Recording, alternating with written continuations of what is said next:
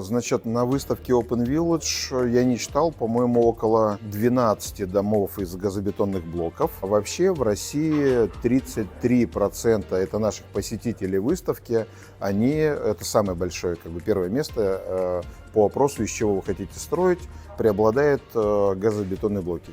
33%, потом идет каркас, потом керамика и дальше уже идет дерево у нас. Почему стратегический партнер проекта Open Village – это именно производитель газобетонных блоков? Потому что конечный потребитель в России, основная масса, они хотят из газобетона строиться. Да? Соответственно, когда я выбирал, кого пригласить в стратегические партнеры, у меня здесь не было особых выбора. То есть был выбор только среди тех, кто производит газобетонные блоки. Экатон здесь, в Казахстане, один из лучших производителей газобетонных блоков. Поэтому факторы «почему?»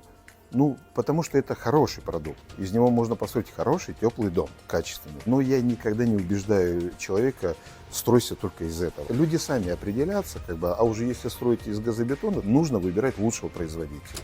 Рахмет Экатон, Рахмет Казахстан.